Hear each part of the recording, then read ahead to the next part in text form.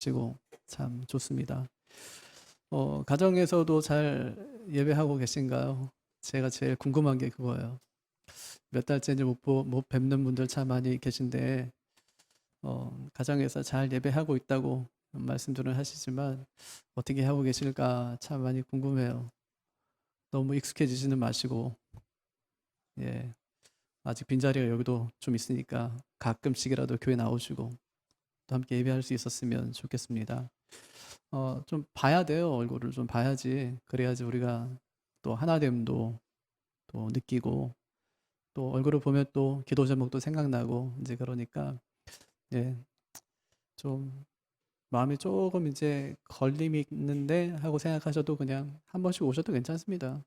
예, 회사도 가잖아요, 우리가. 애들 학교도 가고. 예, 그러니까 가끔 오셔서 또 같이 말씀도 나누고, 교제도 하고, 또 현장 예배도 참여하시면서 그렇게 예배하시면 좋겠습니다. 지난주에는 뭐 구리시청에서 이 지역에 있는 목회자들 뭐 간담회가 있다고 그래서 제가 좀 거기를 갔다 왔어요. 그래서 무슨 얘기를 하려고 이 목사님들을 다 부르나 했는데 모르겠어요. 왜 불렀는지 모르겠어요. 잘 모르겠더라고요. 그냥 뭐 정부에서 이런 지침이 내려왔으니까 교회 좀 조심해 주세요 하고 이제 말씀하시던데, 사실 뭐 교회는 조심하고 있잖아요. 많이 많이 조심하고 있고, 진짜 뭐 활동하는 거, 뭐 행동하는 것도 참 제약이 많아서, 혹시라도 뭐 저부터라도 혹시 나한테 잘못이 생기면, 또 잘못된 일이 일어나면 또 교회에 큰 문제가 되고, 교회만이 아니고 이제 한국교회 전체 문제가 되니까 참 많이 몸을 움츠리고 있는데, 조심해야 되는 건 맞지만, 그렇다고 해서 이제 우리 신앙까지 막 움츠러들면 그럼 안 되겠다 싶은 생각이 좀 들기도 해요. 그래서 우리 아이들도 그렇고 우리 어른들도 그렇고 이럴 때일수록 더 우리 신앙으로 함께 할 수 있도록 그렇게 기도하고, 전화로라도 각순에서 또 전도회에서 같이 교제하시기를 바랍니다. 그러면 교회는 공동체일까요? 조직일까요? 조직은 뭐예요? 어떤 목적으로 해서 아주 임의로 구성된 단체죠. 그죠? 예, 그래서 뭐 목적이 생기면 조직이 생겨져요. 만약에 우리 교회에서 뭘 해야 되겠다, 이번에 수련회 가야 되겠다, 이제 그러면은 조직을 먼저 구성하죠. 위원장도 세우고 그 밑에서 함께 일하는 사람들도 세우고, 수련회 끝나면 이제 조직은 뭐 이제 없어지는 거예요. 공동체는 뭘까요? 함께 생활하는 거죠. 운명을 같이 하는 사람들이 모인 단체, 그것이 이제 공동체라고 할 수 있는데, 그러면 교회는 공동체예요? 아니면 조직이에요? 교회는 공동체죠. 예, 운명을 같이 하는 곳입니다. 예, 예수님과 함께 운명을 같이 하는 곳이 공동체예요. 조직에는 뭐 이게 있죠. 뭐 권력이라는 것도 있죠. 예, 조직은 아주 그게 이제 세잖아요. 또 서열도 있고 그래요. 위계가 있죠. 근데 공동체는 그게 있을까요? 없을까요? 공동체는 그게 없어요. 교회에 위계가 있을까요? 뭐 서열이 있어요? 어떤 뭐 수장이 있고 그 밑에 뭐 부하들이 있고 막 이렇게 되는가요? 아니요. 그런 게 없어요. 근데 교회는 질서는 있죠. 그래서 하나님께서 뭐 권력을 주신 것이 아니라 이 교회는 권위를 주셨죠. 그래서 말씀을 전할 수 있는 뭐 권위든지, 봉사할 수 있는 권위든지, 뭐 치리할 수 있는 권위든지, 직분을 통해서 하나님께서 그 일을 행하기를 원하시죠. 그럼 교회가 조직화되기 시작하면 교회는 참 이 힘들고 어려운 일들이 많이 생겨지게 됩니다. 요즘에는 교회가 대형화되고 조직화되기 시작하면서부터 교회에 많은 병폐들이 생겨났어요. 그 중에 하나가 뭐냐면 교회가 옛날 같지 않다는 얘기예요. 무슨 얘기냐면 교회가 따뜻한 정이 없어졌어요. 아니 좀 기도를 갖다 같이 하고 싶은 사람이 좀 있었으면 좋겠는데 그 사람은 찾기가 힘든 거예요. 왜냐하면 그분이 어딘가에 들어가서 그 나름대로의 조직 생활을 교회 안에서 하기 때문에. 그래서 교회가 조직화되기 시작하면 개인의 희생을 굉장히 강조합니다. 강요하기도 하고요. 교회가 성장해야 되기 때문에 당신들이 희생해라, 이제 그런 것이죠. 대를 위해서 항상 손이 희생돼야 된다, 그렇게 얘기하는 거예요. 그럼 교회가 대가 되고 우리가 소가 되는 것인가요? 그 싫은 사람이 나갔어요. 그럼 그 사람은 대를 위해서 소를 희생하기 싫기 때문에 뭐 뛰쳐나간 건가요? 그렇지 않거든요. 교회는 조직이 아니에요. 조직으로 하나님께서 교회를 만드신 것이 아니라고요. 답답할 때가 있죠. 교회가 조금 더 조직을 갖추면은 뭔가 좀 잘 굴러갈 것 같은데, 교회가 조직을 안 갖춘 것 같은 거예요. 답답해요. 그리고 군대처럼 막 이렇게 조직을 갖다 강화시키면은 교육자들 빡세게 막 훈련시켜가지고 막 그렇게 제가 막 돌리고 막 이렇게 하면 뭔가 좀 될 것 같은데, 안 하니까 답답할 수도 있어요. 그런데 교회는 조직이 아니에요. 공동체 함께 사는 거예요. 여러분 가정에서 막 조직을 갖다가 이렇게 딱 구성하고 나서 아내는 밥하고 설거지하고 남편은 밖에 나가서 돈 벌고 오고 애들은 뭐 공부만 하고 그렇게 하나요? 경계가 없어요. 가정은 경계가 없어요. 그래서 남편도 설거지도 하고 남편도 밥도 하고 남편도 청소도 하고 아내도 함께 하는 것이죠. 함께 하는 거예요. 누구의 일이 아니란 말이에요. 왜냐? 공동체이기 때문에, 가족이기 때문에 그렇다는 것이죠. 가족에게는 전부의 책임이 있는 거예요. 운명을 함께 하는 것입니다. 살아도 함께 살고 죽어도 함께 죽는 것이 가족이고 공동체인데 교회가 바로 그렇다는 거예요. 근데 교회가 이 공동체성을 상실하고 난 다음에 참 많이 비참해졌어요. 공동체성을 상실한 다음에 어떤 일이 벌어졌냐면 왕따가 생기는 거예요. 아니, 교회가 하려고 하는데 네가 말을 안 들어? 그럼 우리 교회 뭐 같이 못하지. 그렇게 이제. 또 하나는 이 목사의 수령화예요. 교회 공산화죠. 그러니까 1인 독재 체제. 그래서 가끔가다 어떤 목사님은 예배당을 건축해야 되기 때문에 가끔 강원도에 가시는 분이 계세요. 교회 돈 들고. 교회 돈 들고 강원도에 갔다가 60억 잃어버린 목사님 계시잖아요. 이해가 안 되죠. 어떻게 그럴 수가 있을까? 나중에 해명하는 게 뭐예요? 교회 건축해야 되는 돈이 부족하대요. 제가 기도하면서 이제 가서 했는데 잘 안 됐어요. 문제죠. 예? 목사가 교회의 돈에 그렇게 손댈 수 있다는 것은 심각한 문제입니다. 그럴 수 있는 것이 아니거든요. 왜냐하면 그것은 시스템적으로 다 막혀 있어요. 대부분의 교회가 그렇습니다. 우리 교회도 마찬가지고요. 시스템적으로 다 막혀 있어요. 예, 그렇기 때문에 사용할 수 없는데, 그리고 사용할 수 있었다는 것은 뭐냐면 목사의 수령화죠. 목사가 이 제일 꼭대기에서 교회의 모든 것을 자기가 다 관할한 것입니다. 관리한 것이고, 그 말에 누구도 저항할 수 없게끔 그 교회를 만들어버린 것이죠. 오늘 말씀 바로 그런 말씀이거든요. 요한복음에 나오는 이 성전과 종교 지도자들, 그리고 사도행전에 나오는 교회와 사도들의 모습을 한번 비교해 보세요. 이 성전은요, 철저히 조직화되어 있던 곳입니다. 대제사장들과 바리새인들과 사두개인들과 서기관들 이렇게 해서 조직화되어 있는 곳이었어요. 아무도 거기를 뚫고 들어갈 수가 없어요. 근데 그것을 갖다 하나님께서 허무신 것이 뭐죠? 그것이 교회예요. 조직을 다 허물고 공동체로 만들어 주신 곳이 교회예요. 교회는 뭐가 없어요? 위계가 없어요. 위계가 없어요. 뭐가 있죠? 직분이 있어요. 왜 직분이 있다고요? 직무가 있기 때문에. 직무가 생겨서 직분자를 세우는 거예요.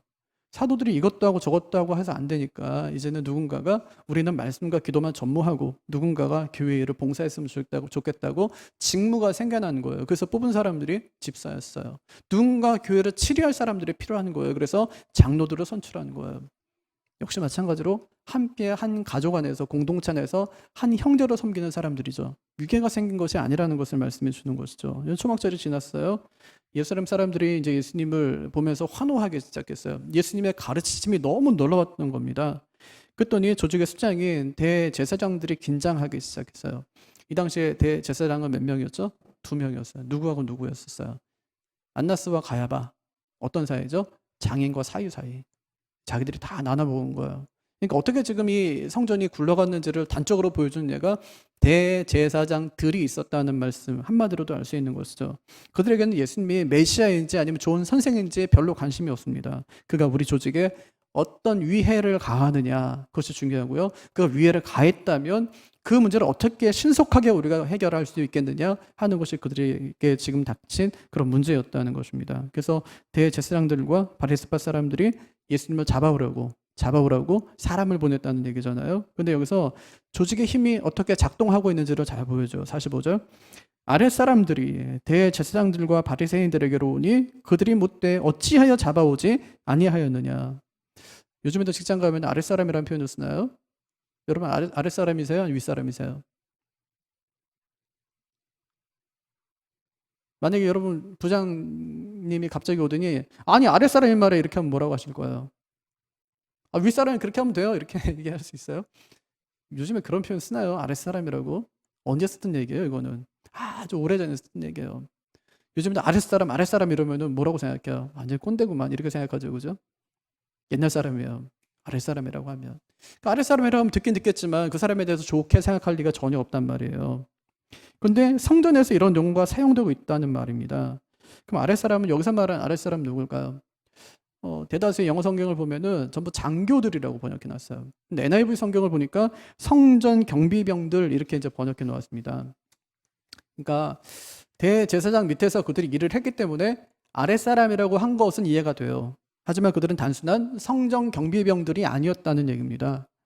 요즘에 금요일마다 민수기 공부하는데요. 인수기를 공부하다 보면은 하나님께서 이 성소, 이 성막을 갖다가 지킬 때 누구에게 지키라고 말씀하시냐면 레위 사람들에게 지키라고 말씀하세요. 레위인들의 업무가 뭐냐? 경비하는 업무였어요. 그러니까 지금 여기서 이제 성전을 경비하고 있던 사람들은 단순한 그냥 경비원들이 아니었단 말이에요. 나이 들어가지고 그냥 이제 다 퇴직하고 나서 이제 아파트에서 경비하는 분들처럼 그렇게 하는 분들이 아니었었어요. 그럼 누구였었냐? 레위 사람들이, 레위 지파 사람들, 제사 의식이나 성경에 대해서도 전혀 모르는 그런 사람들이 아니라 정말 어렸을 때부터 이 성전의 봉사를 위해서 준비하고 그렇게 하나님 앞에 세워졌던 사람들이 지금 그 업무를 감당하고 있는 것이죠. 근데 44절을 보면 그들이 예수님 잡으러 갔다는 거예요. 잡으러 가서 보니까 이상하지가 않아요. 왜냐? 예수님께서 율법에 저촉되는 이야기들을 하지 않으시니까. 그리고 예수님을 잡으러 갔다가 이상하지 않은데 하고 그냥 돌아오는 거예요.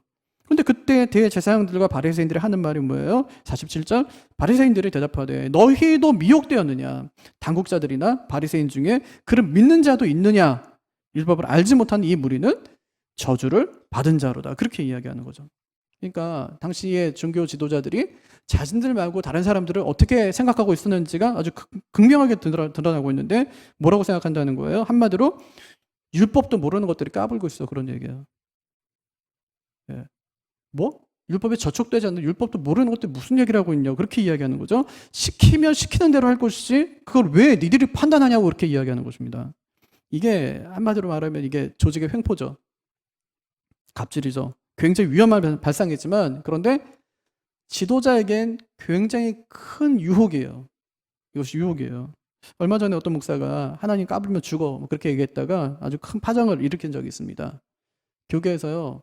그건 신성 모독이다. 이제 그렇게 이야기했더니 자기가 그만큼 하나님과 친하다는 뜻으로 얘기한 거다. 이제 그렇게 얘기했습니다. 하나님 까불면 죽어.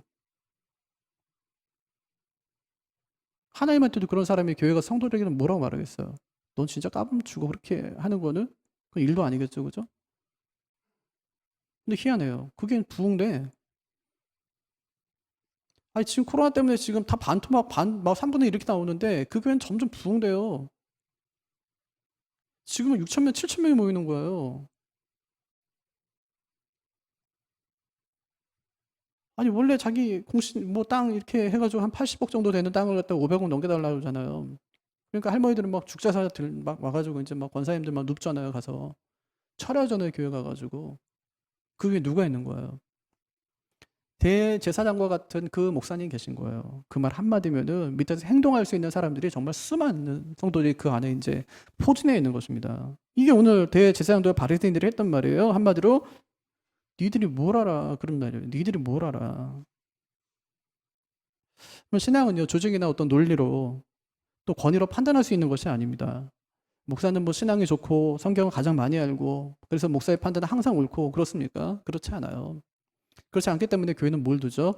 회의하는 기관을 둬요. 당회를 두고요. 그다음 그 위에 제주교를 두고요. 그 위에 공동회의를 두는 거예요. 만약에 목사가 다 할 수 있다면 뭐 하려고 이런 회의 기관 둡니까? 목사가 알아서 다 하면 되지. 그거 진짜 하나님 말씀대로 맞는 것이라면 그렇게 하면 되죠. 하지만 목사는 연약하기 때문에 그렇게 할 수 없어요. 그러니까 목사를 못 믿어서가 아니라 목사도 연약한 죄인이기 때문에 위에다 회의 기관을 두는 거예요. 작게는 당회를 두는 것이고요. 더 크게는 재직들이 모이는 재직회를 두는 것이고요. 우리 온 교회 식구들이 함께 모이는 공동회를 두는 거예요. 그래서 가장 중요한 결정은 가장 많이 모인 사람들이 함께하게 그렇게 교회가 제도로 법으로 만들어 놓은 것이죠. 이 말을 옆에서 듣고 있던 사람이 있었어요. 성전 경비병들에게 니들이 뭘 알아서 그래 이렇게 했더니 옆에서 듣고 있던 니고데모가 이렇게 이야기를 하는 거예요. 51절에 우리 율법은 사람의 말을 듣고 그 행한 것을 알기 전에 심판하느냐. 니고데모 누구죠? 요한복음 3장에서 주님 찾아왔던 사람이었어요. 바리새인이었고 산헤드린 공회의 공회원이었습니다. 최고 권력가는 아니었지만 그래도 나름대로 권력이 있었던 사람이었고 율법에 대해 잘 아는 사람이었어요. 그가 말하는 거예요. 그 사람의 말이 맞는지 틀리는지는 그 사람에게 직접 들어봐야지. 아니 우리가 말하는 율법을 들어보지도 않고 그 사람을 함부로 판단하는 것이냐 그렇게 이야기를 하는 것입니다.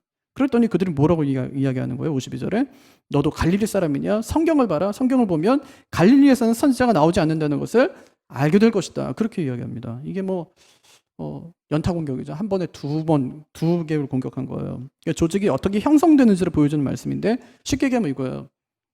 너 어느 지역 출신이야? 그 얘기야. 두 번째, 너 어느 학교 출신이야? 그런 얘기입니다. 그게 뭘로 누르는 겁니까? 나 예루살렘 출신이야.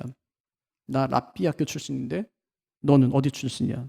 너 학교 어디 나왔어? 이거 똑같은 거예요. 아무것도 아니게 까불고 있어. 그런 얘기가 똑같은 거거든요.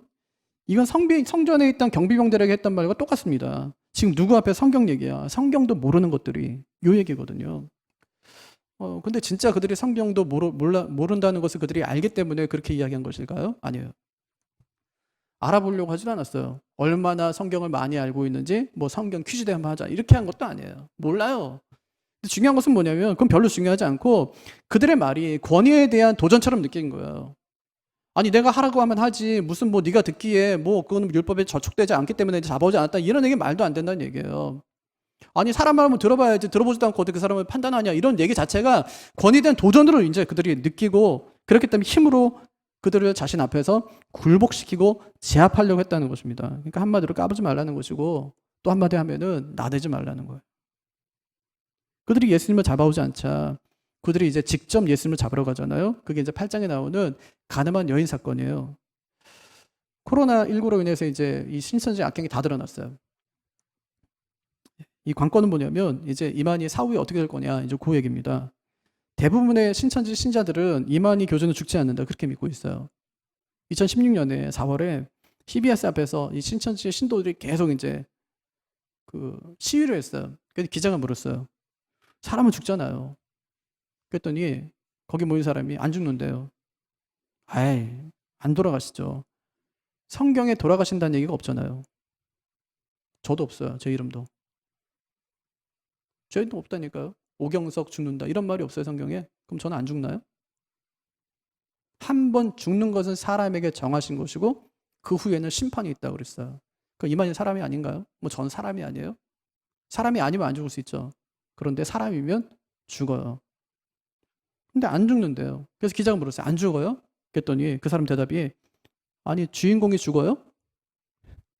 주인공이 죽어요? 돌아가셔요? 말도 안 되지. 이게 그의 대답이었어요. 여태까지 이만희는 영생불사예요. 죽지 않는다는 거예요. 그걸 계속 가르쳐 왔어요. 이 성도들도 마찬가지예요. 자기들도 이제 죽지 않아요. 죽지 않고 이제 자기도 영원한 권세를 가지고 이제 다스려요. 막 그렇게 알고 있었어요. 근데 만약에 이만희가 죽었어요. 그럼 엄청난 일이 벌어지겠죠, 그죠?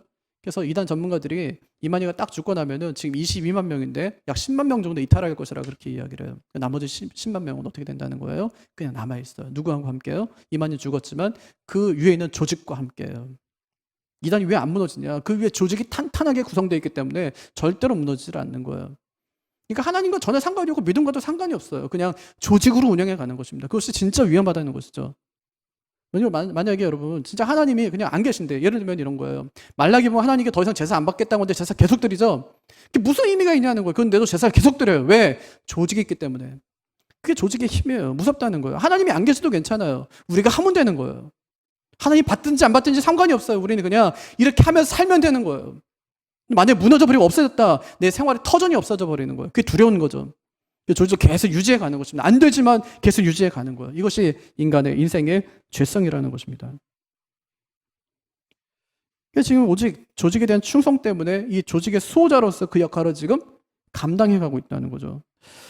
종교 지도자들이 조직 수호를 위해서 나섭니다. 아마 성전 경비병 정도가 예수님께 죄를 발견할 수 없기 때문에 잡아오지 않았습니다라고 했다면 그냥 무시하고 지나갈 수 있었을지도 모르겠어요. 그런데 니고데모까지 나서서 예수님께 잘못이 있다면 직접 가서 물어보면 될 거 아니냐 이 말 한마디 때문에 이제는 그들이 행동하게 되는 거예요. 왜냐? 그래도 사내들인 공회잖아요. 자기 조직 안에 있는 사람 아닙니까? 원래 권력의 속성상 약한 자에게는 강하지만 강한 자에게는 그렇게 할 수 없는 것이 권력의 속성입니다. 자신들이 그래서 직접 예수님이 율법대로 행하지 않는 자라는 것 또 그가 선지자도 메시아도 될 수 없다는 것을 이제 증명하려고 그들이 행동하기 시작하는 거예요. 그걸 증명하기 위해서 어떻게 했을 것 같으세요? 성전에 가면 족보가 있으니까 자기들도 알 거 아니에요. 메시아가 오시려면 족보가 맞아야 돼요. 누구 자손으로? 다윗의 자손으로 오셔야 돼요. 어디서 와야 돼요? 베들레헴에서 와야 돼요. 족보책 이미 다 뒤져봤어요. 예, 다 뒤져봤어요. 아니 오늘 본문에 보니까 7장 52절에 보니까 너도 갈릴리에서 왔냐 그렇게 이제 이야기하잖아요. 니고데모에게 따지스니 묻잖아요. 이거는 이미 예수님께 대한 조사가 끝났다는 말입니다. 너도 예수님처럼 너도 뭐 갈릴리에서 왔어? 그렇게 이제 이야기하는 거 똑같은 것이니까요. 그러니까 호적을 들춰봤더니 예수님 베들레헴에서 온 것이 맞고 다윗 소선으로 온 것도 맞고 또 게다가 이사야를 비롯한 수많은 선지자들이 장차 메시아가 오시면 이런 일을 행하실 것이라고 말했는데 예수님이 행하신 것을 보니까 다 그 일을 행하신 거예요. 진짜 결정적인 것이 뭐라고 그랬어요? 맹인을 고친 거. 구약에 나타나지 않는 사건이라고 했잖아요. 이거는 신약에 와서 메시아가 오셔야지만 되는 사건인데 예수님이 오셔서 뭘 하신 거예요? 맹인의 눈을 떼어주신 거예요. 그럼 뭐라고 말씀하셔요? 내가 하나님 보낸 메시아인 거예요. 거부할 수 없었고 거절할 수 없었고 이건 부정할 수 없는 일이 벌어진 것입니다. 그래서 호적을 들춰보지 않고 밤새도록 머리를 맞대고 그를 공경에 빠뜨릴 계획을 세운 거예요. 그래서 겨우 찾아낸 게 뭐예요? 현장에서 간음하다가 잡힌 여인을 주님께 데려오는 것입니다. 근데 현장에서 간음한 여인을 잡았으면 왜 예수님께 데려가요? 공회로 데려가야지. 예수님께 무슨 재판할 권리가 있다고? 아무것도 없는데 예수님께는 왜 데려와요? 또 남자는 어디 가고 왜 여자만 데려옵니까? 지금 시간이 아침이라고 했는데 이 아침이라는 단어는 새벽으로 번역되는 단어입니다. 그 새벽에 그 여인을 현장에서 잡았다. 이게 여러분 말이 됩니까? 혹시 뭐 이미 간음죄를 저질러서 재판받던 그런 여인은 아니었을까요? 그들이 아마 어쩌면 가짜로 죄를 뒤집어 씌운 다음에 예수님 앞에 데려온 그런 여자는 아니었겠냐는 말이에요. 그래서 어떤 사람들이 이런저런 이유로 그는 뭐 유부녀였을 것이다. 왜냐하면 이제 돌로 치라고 했으니까 유부녀여야지 이제 성립되는 거잖아요. 또 어떤 사람들은 유부녀는 아니고 어쩌면 이제 약혼한 여자였을 것이다. 뭐 이렇게 여러 가지 해석들을 내놓는데 진짜 하나도 중요하지 않은 문제 이런 것들이. 진짜 중요한 것은 그들이 예수님을 고발할 조건을 찾기 위해서 그 여인을 예수님께 데리고 왔다. 이것이 이제 굉장히 중요합니다. 그래서 핵심은 그녀가 죄인인지 아닌지 이것이 아니에요. 이런 죄를 저지른 사람에게도 주님의 용서가 필요한지 필요하지 않는지 용서할 수 있는지 없는지가 아닙니다. 그녀에 대해 사람들은 어떻게 생각하고 예수님은 어떻게 생각하셨는지 이것도 중요한 것이 아니에요. 여기서 말하는 핵심은 주님이 그들이 파놓은 함정에 걸릴지 걸리지 않을지가 중요한 거예요. 함정을 파놓고 너 오늘 진짜 잘 걸렸다. 조직의 쓴맛을 한번 봐라.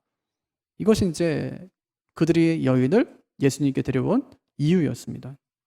여러분 명절에 가끔 이제 대부하죠. 영화 대부 하잖아요. 진짜 멋있잖아요. 알파치노가 나와서 담배 탁 물고 씨가 딱 물고 있잖아요.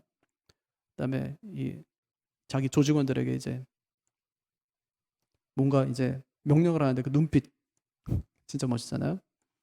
또 영화 음악 있잖아요. 그 대부. 예.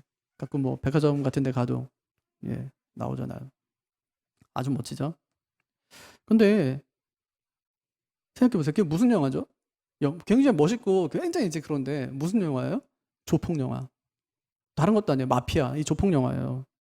그냥 조직 유지를 위해서 각종 범죄를 저지르고 조직에 위해를 가하거나 배신한 자를 처단하는 그런 범죄 영화란 말이에요. 요즘에도 이제 그 대부를 패러디하는 개그들이 많죠.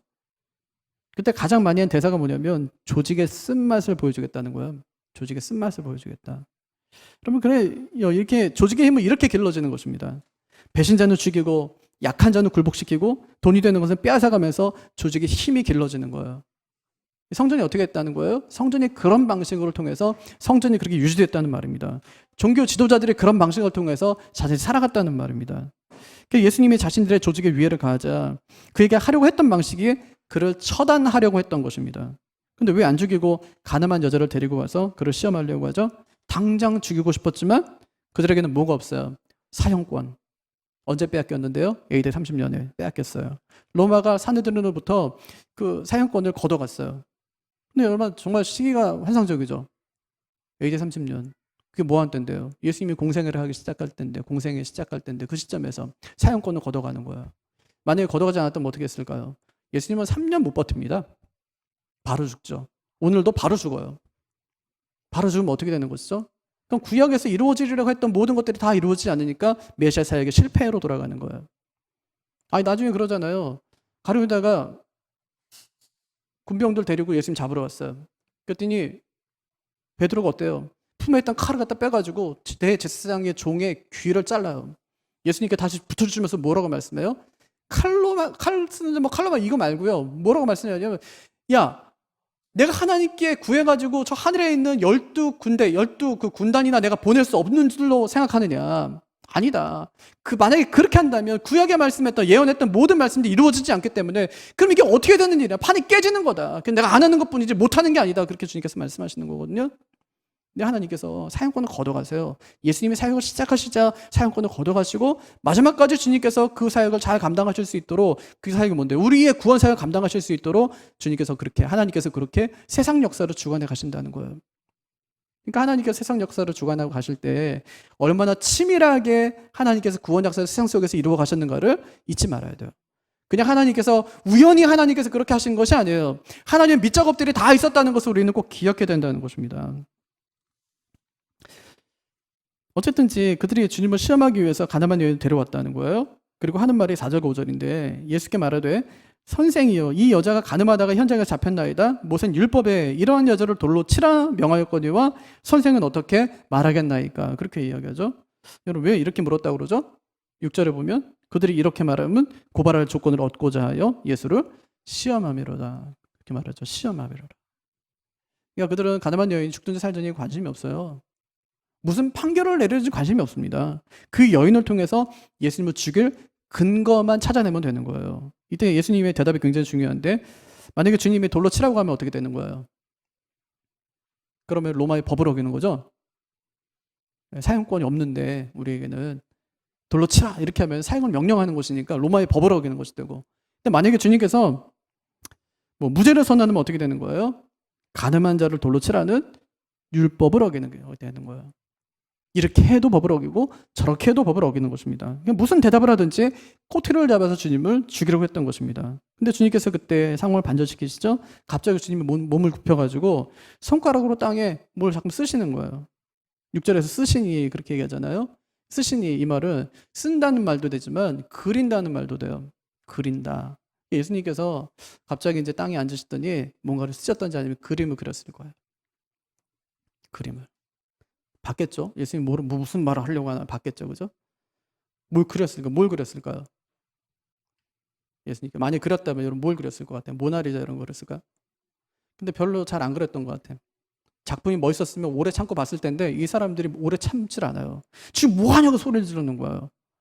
판결할 때 뭐 하냐고 소리를 지르니까 예수님께 일어나서 뭐라고 말씀하세요? 너희 중에 죄 없는 자가 먼저 돌로 치라. 그렇게 말씀하세요. 그 말씀을 하신 다음에 또 앉으세요. 그리고 땅바닥에다 뭘 쓰는 거예요, 또 이렇게. 그렸는지 썼는지 모르지만 계속 주님께서 그 일을 하는 것입니다. 그랬더니 놀라운 건 뭐냐면 예수님의 이런 행동에 거기 있는 사람들이 양심의 가책을 느껴서 모두 물러갔다. 그렇게 말하는 거예요. 와, 놀랍죠, 그죠? 이해되세요? 저는 아무리 몇 번 읽어봐도 이해가 안 돼요. 예수님께서 하신 게 뭔데요? 땅바닥에 앉아가지고 그림 그렸어요. 예를 들면 그림 그렸어요. 그림 그렸는데 처음에는 막 짜증내요. 잘 그렸으면 계속 봤다니까요. 근데 짜증내다가 나중에 주님께서 너희 중에 죄 없는 자가 먼저 돌로 치라 그렇게 말씀하신 다음에 또 앉아서 그리던 그림을 계속 그렸을 거예요. 그랬더니 예수님께서 한참 만에 일어나셨는데 예수님 주변에 사람이 없더라 그거예요. 왜 그렇죠? 제가 여러분에게 한번 물어볼게요. 왜 그런지. 그들은 왜 주님의 죄 없는 자가 먼저 돌로 치라고 하자 전부 도망쳤을까? 왜 그랬을까요? 죄 없는 자가 먼저 돌로 치라고 하니까 도망갔어요. 왜 그랬을까요? 여기서 말하는 죄는 뭐죠? 지금 이 여자가 무슨 죄 때문에 온 거예요? 가늠한 죄 때문이에요. 너희 중에 죄 없는 자가 먼저 돌로 치라. 다 도망갔어요. 그럼 무슨 얘기예요? 아, 다 가늠한 사람인가 보다. 이렇게 생각하면 돼요? 그건 아닐 거예요. 두 번째, 왜 그랬을까요? 왜? 성령이 역사하신 걸까요? 성령이 역사하셔서 그냥 뭐 몸으로 하는 간음 말고 마음으로 생각으로 하는 간음도 간음이니까 이 사람들에게 나도 죄인이지 하고 깨닫게 하셔서 그들이 다 물러간 것일까요? 물론 뭐 그렇게 생각할 수도 있겠어요. 그 쉬운 생각이니까 또 쉬운 결론이니까 쉽겠지만 그런데 저는 그렇게 생각하지는 않아요. 이렇게 생각하면 답이 없는 것 같아요. 이 문제를 풀려면 뛰는 자 위에 나는 자 있다는 말이 있죠, 그죠? 주님은 이 상황이 어떤 상황인지 지금 아셨을까요? 모르셨을까요? 지금 이 사람들이 여인을 데려온 것은 자기를 시험하려고 온 것인지 아니면 진짜 자기에게 답을 구하러 온 것인지 예수님께서 아셨을까요? 모르셨을까요? 분명히 아셨을 거예요. 틀림없이 아셨겠죠, 그죠? 자신을 죽이려는 함정이라는 것을 아셨을 겁니다. 지금 이 여자가 왜 끌려왔는지, 지금 모인 사람들은 어떤 사람인지를 정확히 주님께서 아셨을 거예요. 그리고 그 상황을 아시고 죄 없는 자가 먼저 돌로 치라고 그렇게 말씀하셨어요. 이 말씀이 신명기 17장에 있는 말씀을 근거로 한 말씀인데 7절에 보면 이런 자를 죽이기 위해서는 증인이 먼저 그에게 손을 댄 후에 뭇 백성의 손을 댈지니라. 가늠한 여인 죽이려면 어떻게 해야 된대요? 증인이 있어야 된대요. 그 증인이 먼저 손을 내려요. 돌을 치라는 얘기예요.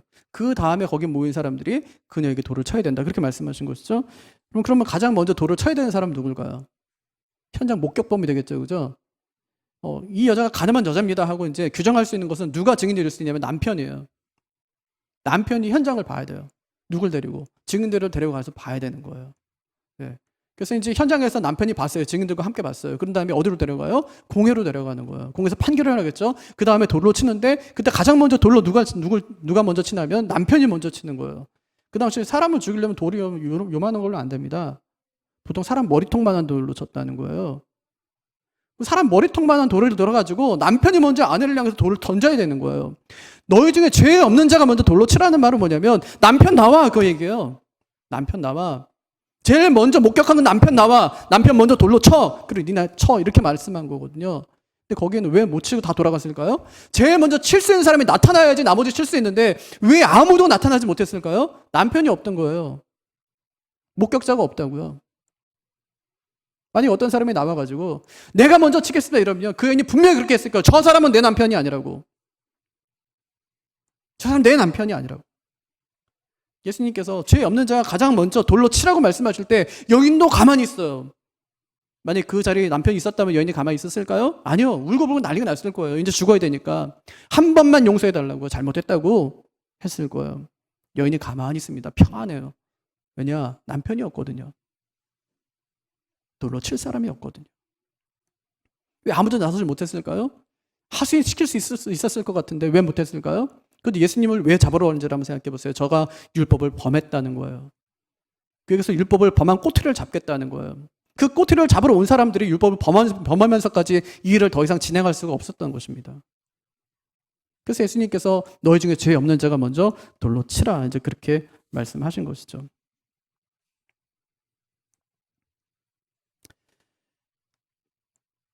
그래서 그들이 예수님을 죽이려고 한 것은 예수님이 메시아거나 그들의 주장대로 민심을 혼란케 해서가 아니었습니다. 예수님이 자신들의 종교 조직에 대한 심각한 유해를 가하고 있기 때문에 그를 죽이려고 했던 것이죠. 그래서 이 사건의 핵심은요. 그 여인에게 죄가 있느냐 없느냐가 아니었습니다. 그런 죄인에게는 어떻게 해야 되느냐 이것을 알기 위한 그런 조치도 아니었어요. 당시 종교 지도자들이 하나님의 아들이신 그 예수님을 죽이려고 했다는 것이 이 사건의 핵심입니다. 다 사라졌어요. 이제 다 없어졌잖아요. 그리고 이제 여인과 예수님만 둘만 남게 되었습니다. 주님이 여인에게 물으세요. 여자여 너를 고발하던 그들이 어디 있느냐? 너를 정죄한 자가 없느냐? 그랬더니 여인의 대답이 주여 없나이다. 그렇게 대답하죠. 그 다음 말이 굉장히 감동이에요. 나도 너를 정죄하지 않으노니 가서 다시는 죄를 범하지 말라. 그렇게 말씀하세요. 너를 정죄하는 자가 없느냐? 그렇게 할 때의 정죄하고요. 나도 너를 정죄하지 않는다. 할 때의 정죄는요. 큰 차이가 없어요. 의미상. 그런데 정말 다른 게 하나가 있어요. 그들은 너를 정죄할 수 없어서 정죄할 수 없었지만 정죄하지 못했지만 나는 정죄할 수 있음에도 정죄하지 않겠다. 그런 뜻이에요. 굉장히 큰 차이죠. 사람들은 오늘 본문에서 가서 다시는 죄를 범하지 말라. 이 말씀에 참 많이 깨달아요. 다시 죄를 범하지 말아야지 하고 생각해요. 하지만 그건 오늘 말씀의 핵심이 아닙니다. 오늘 사건의 핵심은 범죄함에 있는 것이 아니라 정죄함에 있는 거예요. 당시 종교 지도자들은 죄 없는 예수님을 정죄하기 위해서 억지로 사건을 만들어서 여자를 정죄하려고 했지만 예수님께서는 이 사건을 통해서 자신은 우리를 정죄하러 온 분이 아니라 용서하고 생명을 주러 온 분임을 말씀하고 있는 것입니다. 가서 다시는 죄를 범하지 말라. 이 말씀은요. 한 번만 더 그러면 진짜 국물도 없어. 이런 뜻이 아니에요. 그땐 진짜 용서하지 않을 거야. 그런 뜻이 아닙니다. 사람이 어떻게 죄를 안 져요? 너 한 번만 더 지면 혼난다. 네. 했지만 안 져요? 얘는 다시는 죄를 안 지을 거야. 이렇게 엄마가 믿어요? 아니요. 그런 엄마는 없어요. 나도 못하니까. 어떻게 그럴 수가 있어요? 주님은 어떻게 자기 목숨을 걸고 용서해 준 그녀가 또 다시 죄를 짓는다 해도 나는 네 죄를 또 용서해 줄 수 있어 라고 말씀하실 수 있었을까요? 주님께서 아셨는데 나도 너를 정죄하지 않겠다. 가서 다시는 죄를 범하지 말라. 말씀하셨지만 그녀가 다시 죄를 범할 줄 아시고 그래도 나는 너를 정죄하지 않겠다는 말씀을 주님께서는 어떻게 그렇게 하실 수 있었냐고요. 왜요? 어떻게 해요? 아버지니까. 주님이 그네 아버지니까 주님께서 그렇게 하실 수 있다는 말입니다. 아버지는 얼마든지 그럴 수 있고 또 그녀가 어떻게 살든지 간에 또 다시 내게 이런 죄로 똑같은 죄로 온다 할지라도 또 주님께서 하시는 말씀이 나는 너를 정죄하지 않는다. 그 말씀을 주님께서 또 하실 것이라는 말이에요. 왜요? 아버지니까. 자식이 아버지에게 아빠 나 사랑해? 하고 물으면 아빠는요. 그럼 당연히 사랑하지. 그 대답하죠. 왜 사랑해? 하고 물으면 뭐라고 대답해요? 뭐 예쁘니까, 공부 잘하니까, 착하니까, 말 잘 들으니까 그거예요? 아니요. 너니까. 내 딸이니까. 내 아들이니까. 그게 답입니다. 그 뒤에는 뭐라고 말하는 거예요? 그러니까 열심히 공부해. 그러니까 뭐 아빠 말 잘 들어. 이렇게 말하나요? 아니요. 그건 유치해서 말도 하지 않는 거예요. 내가 아빠니까 너를 사랑하는 거예요. 아빠니까 용서할 수 있는 거예요. 어떻게 주님이 또 죄를 지어도 나는 너를 정죄하지 않겠다고 그렇게 할 수 있냐고요? 아버지니까. 내 아버지니까. 주님이 10번이고 100번이고 1000번이고 10,000번이고 나를 위해서 그렇게 하실 수 있다는 말입니다. 한번 생각해 보세요. 그녀가 돌을 안 맞은 게 아니에요. 예수님이 대신 맞으신 거예요. 그녀가 정죄를 받지 않은 것이 아니에요. 예수님이 정죄를 대신 받으신 거예요. 그래서 교회는 주님의 피값으로 주고 사신 곳입니다. 그렇게 피 흘려가며 사신 곳을 대제사장과 또 바리새인들이 강도의 소굴로 만들어버린 거예요. 그래서 거기서 그 안에서 조직 생활을 하고 있으니까 주님 마음이 어떻겠냐고요. 어떻겠냐고요. 교회는 조직이 아니라 공동체입니다. 우린 여기서 조직의 쓴맛을 보는 것이 아니라 공동체의 단맛을 보며 살아가는 거예요. 천국의 기쁨을 맛보는 것입니다. 저는 우리 교회가 이 천국의 기쁨을 맛볼 수 있는 진짜 그 영적인 단맛을 느낄 수 있는 공동체의 정말 단맛을 느낄 수 있는 그런 곳이 되기를 바랍니다. 시편 34편 8절 말씀처럼 여호와의 선하심을 맛보아 알 수 있는 그런 것이 우리 교회가 되기를 바라고 우리 가정이 되기를 바랍니다. 교회는요. 하나님을 중심으로 하나가 되면 되는 거예요. 다툴 이유도 없고 오해할 이유도 없어요. 서로 사랑하고 이해하고 용서하고 좀 부족한 것이 있으면 서로 채워주고 격려해주고 세상에서 받지 못하는 그 대접 이 교회 안에서 받고 형제이기 때문에 괜찮다고 가족이기 때문에 괜찮다고 하나님이 용서해 주셨으니 괜찮다고 다 받을 수 있다고. 우리 교회가 그런 영적인 저수지가 되어서 또 넓은 바다가 되어서 그 하나님의 사랑으로 모든 사람을 잘 품어낼 수 있는 그런 은혜가 우리 교회 안에 있게 되기를 주님의 이름으로 축복합니다. 다 같이 자리에서 일어나셔서